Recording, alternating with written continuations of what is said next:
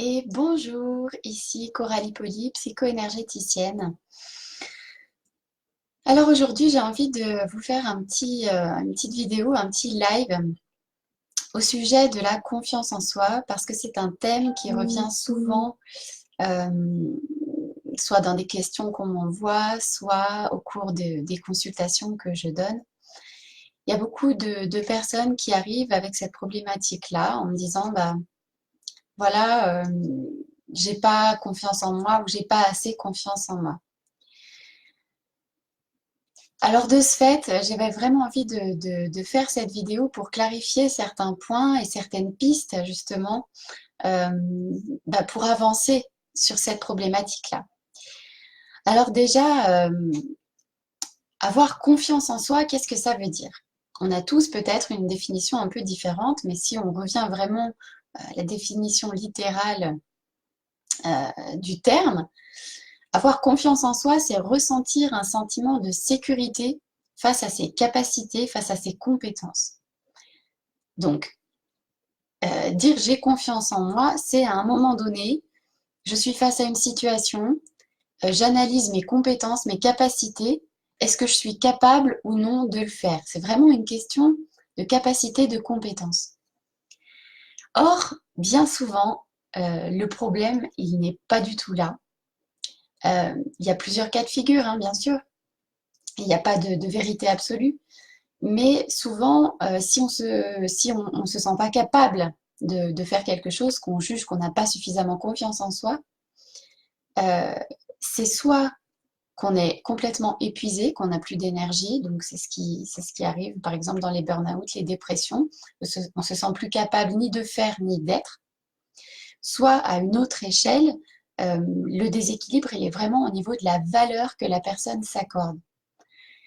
C'est-à-dire qu'il n'est pas question de je ne suis pas capable quand on parle des compétences et des capacités, c'est je ne me sens pas capable, je me juge pas capable de.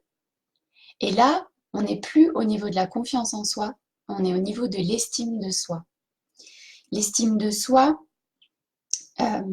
c'est la valeur qu'on s'accorde. C'est combien je me sens valable. Et bien souvent, c'est plutôt tout ça qui est en jeu. Et l'estime de soi, bien sûr, elle est liée aux blessures qu'on a à l'intérieur de soi, aux épreuves qu'on traverse, au passé qu'on a eu, à toutes les croyances qu'on a au sujet de nous et au sujet du monde. Et donc, pour répondre à cette question, comment avoir davantage confiance en soi? Eh bien, moi, la première piste que je suggère d'explorer, c'est celle de restaurer l'estime de soi. Parce qu'il faut savoir que donc l'estime de soi, c'est le regard qu'on pose sur soi. C'est combien on se sent valable.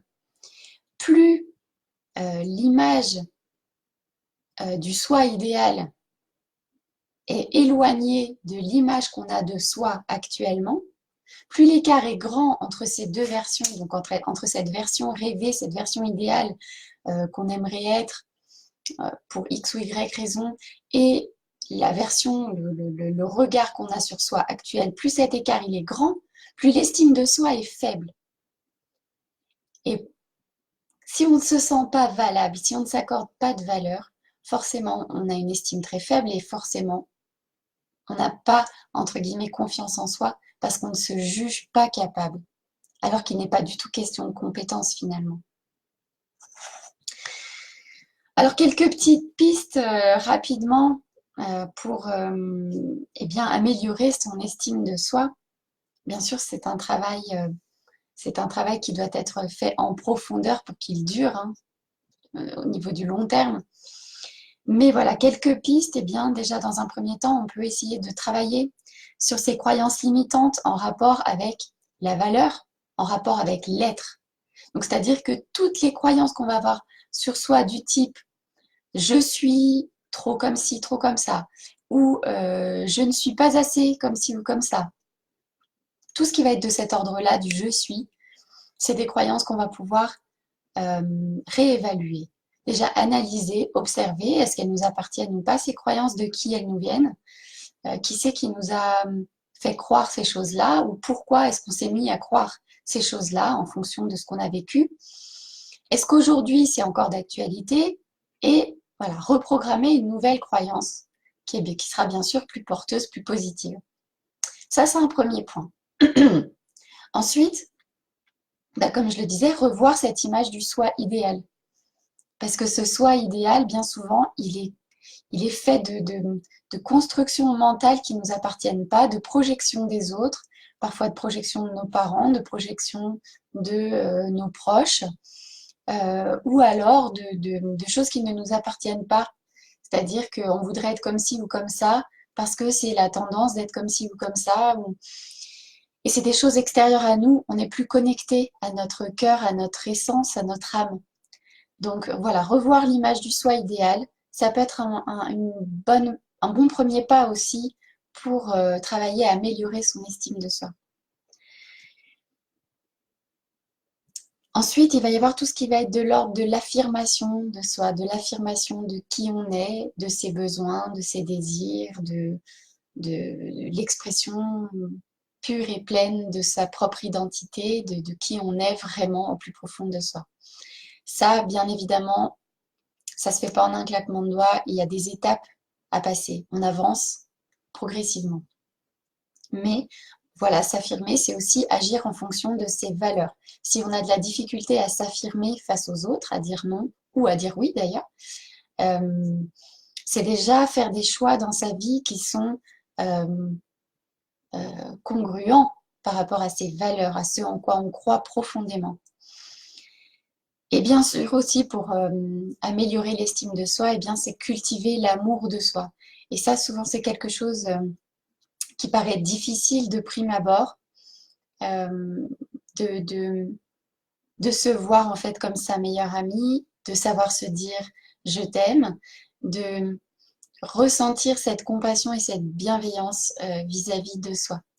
Voilà pour ces quelques pistes.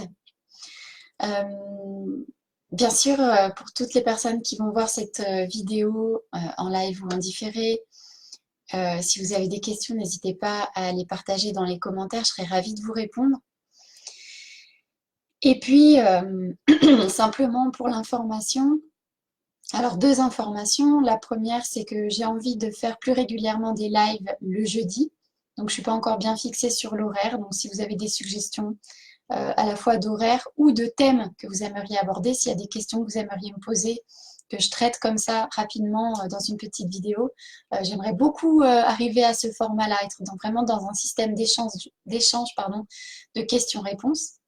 Donc ça, c'est la première info. Et la deuxième info, c'est que si tu as envie d'avancer justement par rapport à ta confiance en toi, à ton estime de toi et que tu sens que tu as besoin d'être guidé, d'être accompagné dans ce processus pour avoir un regard objectif aussi sur tout ce que tu as vécu, sur ce que tu vis aujourd'hui, voilà, pour vraiment parvenir à briser ces croyances qui te limitent, te guérir aussi de toutes ces blessures. Je te propose de me contacter pour éventuellement passer un temps ensemble en visioconférence. C'est ce que j'appelle les appels découvertes. En ce moment, je réouvre les portes de mon programme Libéré et épanoui. Donc, c'est un programme d'accompagnement intensif sur 3 mois. Donc, c'est vraiment 3 mois pendant lesquels on travaille main dans la main. Je vais mettre le lien dans les commentaires, comme ça tu pourras aller voir vraiment tout le détail de ce programme-là.